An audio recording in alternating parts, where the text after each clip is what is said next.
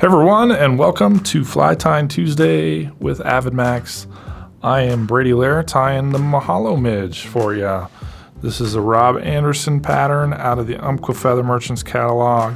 It's a great little chironomid larva and pupa, depending on kind of what you got going on. If you need that red-bodied larva, this is a good one, but also works as a pupating, similar to the ice cream cone chironomid that you've seen us tie in the past.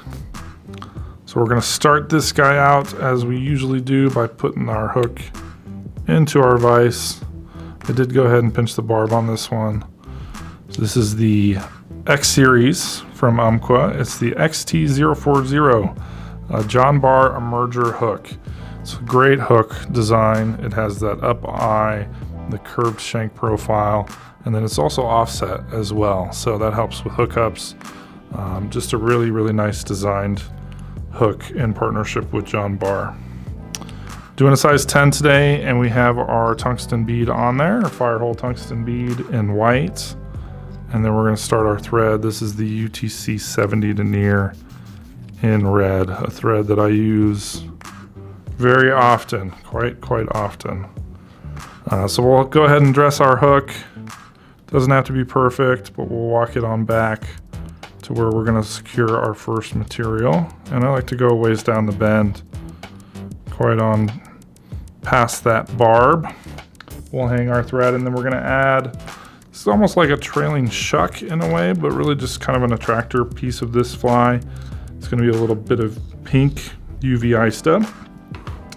And we'll take it and we're going to card it a little bit in our hands so that we can tie it in a bundle right on the back here. So we'll fold it right in the middle and secure it, and then we can fold it over itself and tie it off the back and secure that in place.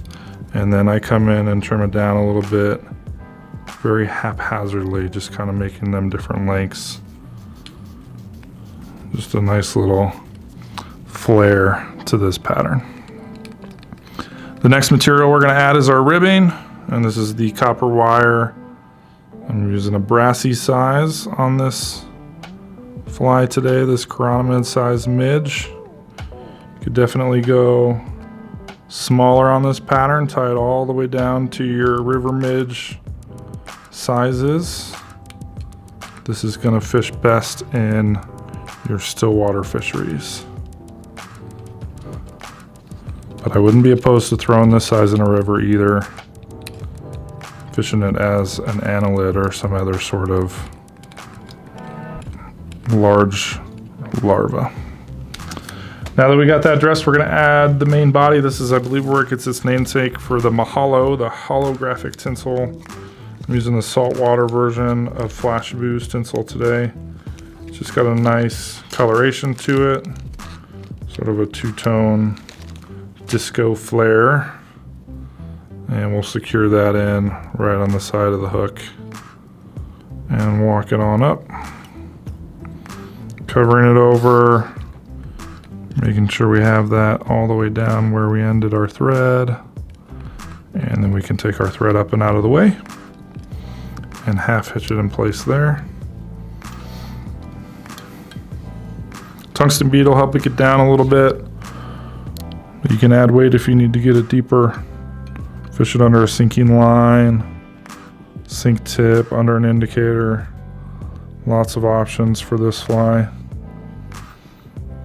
We'll wrap our tinsel on forward, covering up that hook shank and all of our under thread wraps. Right up to the bead. A lot of times with tinsel I like to do an extra wrap up there behind the bead to keep it from coming undone. And then, as usual, capture it with our thread and clip out that extra material. And then we can bring our ribbing on forward, counter wrapping that on forward, a nice open spacing, just trying to stay even for good segmentation. Again, just behind the bead. Capture it as well. I like to go over itself to make sure it's not going to come undone. And we can spin that out. And we'll create a bit of a thread head on this guy, just sort of transition into the bead before we go ahead and whip finish it.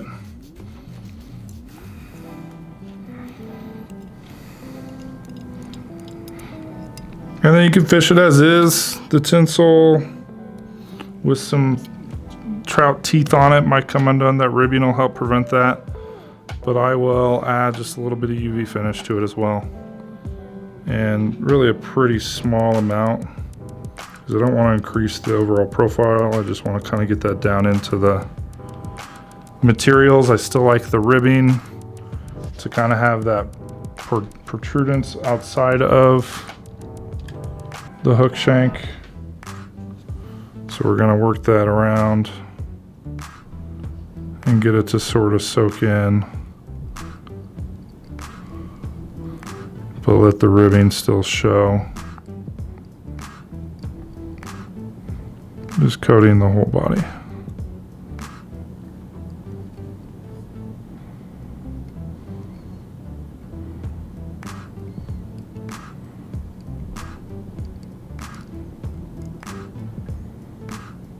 So once we're happy with how it's sort of spread out, then we come in with our light and give it a blast. Darkens it a little bit as well. Just makes it, kind of takes it to that next level bugginess. Having that nice UV coating on there. Real simple fly. If you're new to fly tying, definitely midges and chironomids are a great place to start, because you'll learn a lot of those techniques that you use down the road, but they're not really frustrating to tie, and you can do a lot of them in a short amount of time and turn around and catch fish on them. Feel really good about catching a fish on a fly you tied yourself. So that's the Maholo Chironomid.